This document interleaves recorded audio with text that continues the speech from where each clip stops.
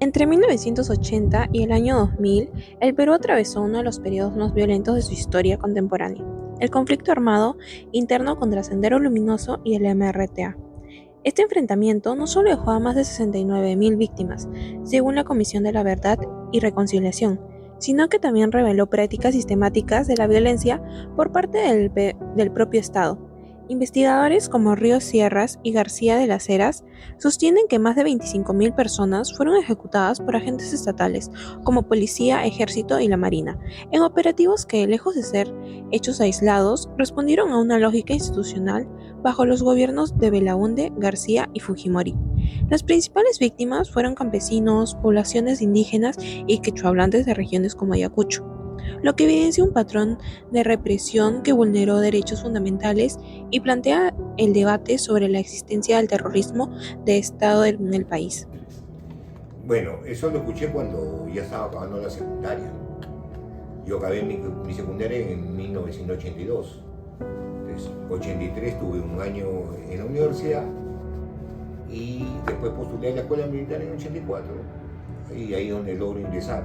Pero ya tenía un concepto, lo que era Sendero Luminoso y el MRTA. Durante el conflicto armado interno en el Perú, el Estado enfrentó a Sendero Luminoso y el MRTA con una estrategia altamente militarizada, aplicando estados de emergencia y otorgando amplios poderes a las Fuerzas Armadas. Según la Comisión de la Verdad y la Reconciliación, esta lógica disuasiva llevó a confundir sistemáticamente a campesinos con terroristas, provocando masacres como Socos, Lucmahuayjo, Putis y Acomarca. Investigadores como Ríos Sierra y García de las Heras señalan que estos abusos no fueron hechos aislados, sino parte de un patrón sostenido bajo los gobiernos de Belaúnde, García y Fujimori. Las comunidades rurales, principalmente quechohablantes, quedaron atrapadas entre ambos bandos y sufrieron desapariciones, ejecuciones extrajudiciales y desplazamientos masivos. Asimismo, el regreso de la democracia y la crisis de los 80 que desarrollamos en la semana 13, el gobierno de Fernando Belaúnde no estaba preparado para enfrentar la insurgencia de Sendero Luminoso. La debilidad institucional derivó en una respuesta improvisada y represiva. Según la CBR, esta falta de preparación facilitó abusos sistemáticos. Para 1987, casi el 50% del territorio nacional se encontraba bajo estado de excepción, lo que abrió la puerta a detenciones arbitrarias, desapariciones forzadas y ejecuciones extrajudiciales. Según Río Sierra y García de las Heras, esta fragilidad estatal fue uno de los factores que alimentó el terrorismo de Estado, una práctica que se consolidó durante los gobiernos de Belaúnde y Alan García. Por otro lado, basado en el desarrollo de la Semana 14, en los años 90 el gobierno de Alberto Fujimori logró desarticular militarmente a Sendero Luminoso, especialmente tras la captura de Abimael Guzmán en 1992.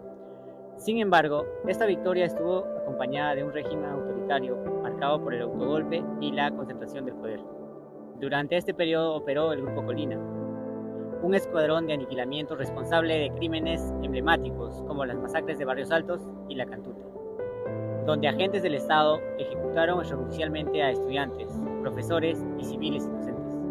Según la CBR y estudios como los de Gregori, estas acciones evidencian cómo la lucha antisubversiva derivó en graves violaciones de derechos humanos, avaladas desde el Estado, consolidando un modelo de seguridad basado en el terror y la impunidad.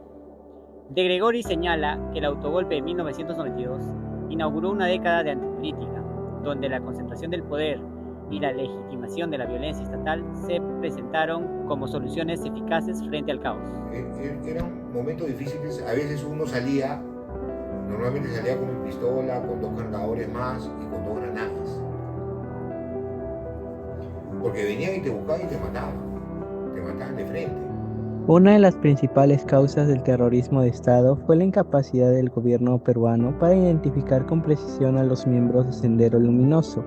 Este grupo se mimetizaba entre la población rural, especialmente en comunidades indígenas, lo que llevó a que las Fuerzas Armadas asumieran que cualquier campesino podía ser senderista. Según la Comisión de la Verdad y Reconciliación, el 75% de las víctimas no hablaban español y en Ayacucho esta cifra alcanzaba casi el 90%. Esta asociación racializada y cultural convirtió la identidad de ser quechohablante, vestir ropa tradicional o vivir en zonas altoandinas en un factor de sospecha. Así, la diferencia cultural se interpretó como signo de subversión, legitimando detenciones arbitrarias, torturas y ejecuciones extrajudiciales por parte de los Sinchis, el ejército y la marina. A ello se sumó la implementación de estados de emergencia que otorgaron a las fuerzas armadas autoridad absoluta en amplias regiones del país. Esta concentración de poder eliminó los controles institucionales y facilitó abusos sistemáticos. La combinación de prejuicio, desconocimiento y poder sin límites creó las condiciones para que la violencia estatal se transformara en una práctica recurrente, afectando principalmente a comunidades pobres y quechohablantes que quedaron atrapadas entre la insurgencia y la represión. Nosotros las medidas que tomamos como personas en el entorno familiar fue de que ya no hacíamos tantas reuniones porque no se podía, porque cuando había reuniones los militares entraban y ya atacaban, ya te decían que eran terroristas. También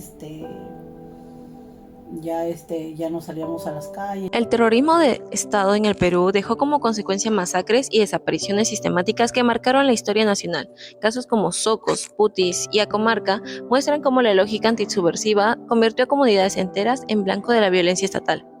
A ello se le suma la matanza de los penales en 1986, con más de 200 internos ejecutados tras rendirse. Según la Comisión de la Verdad y Reconciliación, estos hechos no fueron aislados, sino parte de un patrón sistemático durante los gobiernos de Belaúnde y García. En los años 90, bajo el régimen de Fujimori, la lucha antisubversiva se profundizó en un contexto autoritario. El Grupo Colina perpetró las masacres de Barrios Altos y La Cantuta, asesinando a estudiantes y civiles en operaciones planificadas desde estructuras estatales. La Corte Interamericana de Derechos Humanos declaró la responsabilidad internacional del Estado y calificó estos crímenes como violaciones graves y delitos de lesa humanidad. Como fuente primaria, las fotografías históricas de Acomarca, El Frontón y Barrios Altos, utilizadas por la SVR y la Corte IDH, evidencian la magnitud del horror y la impunidad.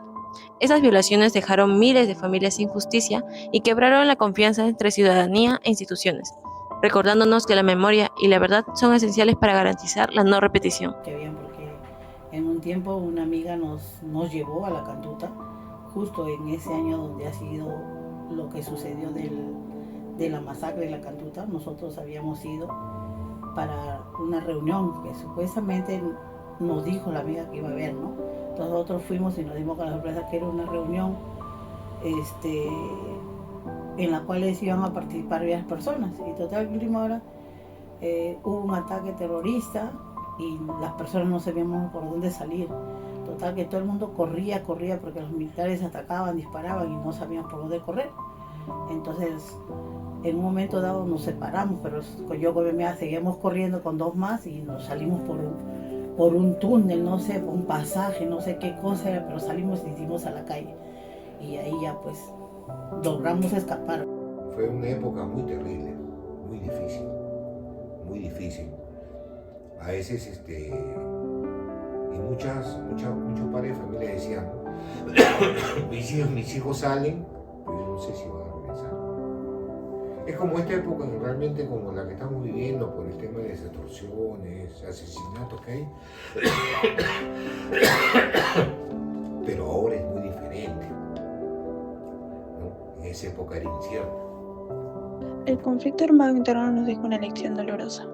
La seguridad no puede construirse a costa de los derechos humanos. La incapacidad del Estado para diferenciar civiles de insurgentes, sumado a una respuesta militarizada y discriminatoria, convirtió a comunidades enteras en sospechosas por su idioma, su cultura o lugar de origen. Esta lógica no solo alimentó el miedo, sino que abrió las puertas a masacres, desapariciones y ejecuciones que marcaron generaciones. Los testimonios y las imágenes históricas nos recuerdan que la población vivió entre dos fuegos, el terror impuesto por Sendero Luminoso y la represión indiscriminada del Estado. ¿Qué hubiera pasado si en lugar de criminalizar se hubiera apostado por inteligencia profesional, desarrollo comunitario y respeto intercultural? Si el Estado hubiera priorizado estas medidas, la historia podría haber sido distinta. Una estrategia basada en inteligencia habría permitido identificar a los verdaderos responsables sin criminalizar comunidades. Por ejemplo, operaciones focalizadas como la captura de Abimael Guzmán en 1992 demostraron que la inteligencia bien aplicada puede desarticular estructuras sin recurrir a masacres indiscriminadas. El desarrollo comunitario habría reducido la pobreza que Sendero aprovechó y el respeto intercultural habría fortalecido la confianza en el Estado. Estas medidas habrían disminuido la violencia y construido una paz duradera basada en inclusión y justicia. Hoy sabemos que la violencia estatal no resolvió el problema, lo profundizó. El conflicto demuestra que la paz no se logra con miedo ni con fuerza bruta, sino con justicia, memoria y dignidad. Esa es la verdadera garantía para que nunca más se repita.